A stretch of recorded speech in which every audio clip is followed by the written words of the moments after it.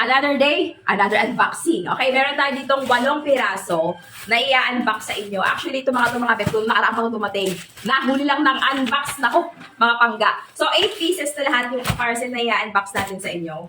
Pasadaan natin itong unang-una. Unboxing lang ako, mamaya ko lang sa inyo i-flex isa-isa. Uy, wala na naman akong gunting. Ito na naman tayo, standby lang. Okay, Bebs, here we go. Alam niyo mga pangga, actually, hindi ko talaga naman isa-isa yung ibang mga ina-unbox natin. Wait lang. Alam ko to. Okay, second. Uy, medyo mabigat siya. Medyo mabigat. Ay.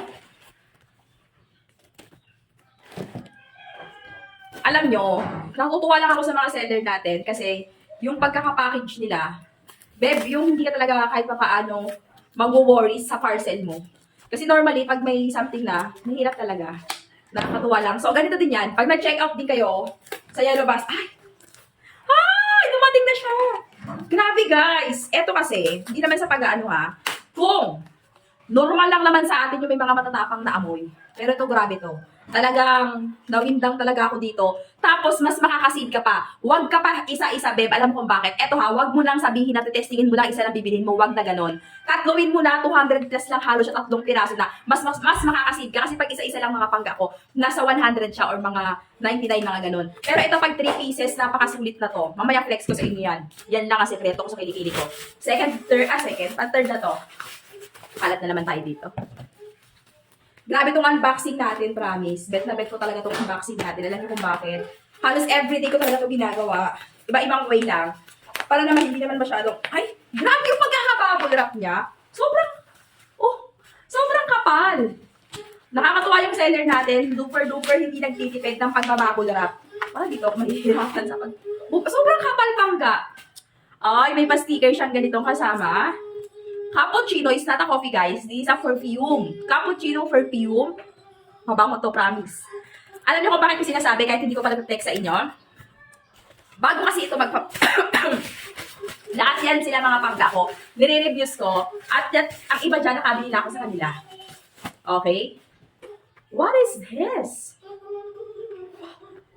Ay, parang magiging bet ko to. Hala, promise. Headlight. Mamaya, flex ko sa inyo yan. Excited ako mag-flex sa inyo. Konti lang naman to mga pangga. 8 piraso lang naman to. The other one, Wi-Fi camera. Wi-Fi camera. Diba? Sabi ko sa inyo, kailangan talaga. Eto pala yung Wi-Fi camera na super duper small lang. Sobrang liit lang. Sige, mamaya papaflex ko sa inyo. Okay, next one natin. For the next one. Eto Bebs ko scar removal. Mamaya. Excited na rin ba kayo? Kasi well, actually, yung mga yan na yan. Grabe, sobrang tigas. Sobrang kapal. Nakakatuwa lang yung mga seller talaga na hindi nagtitipid ng mga bubble wrap nila. Yung talagang kudamak sila. Wala na naman. Minsan kasi may mga paipit hindi ko na-double check. Pag magsusunog na lang kami ng basura sa camera grabe, sobrang kapal yung mga bubble. Lily Light Blue. Perfume uli. What is this?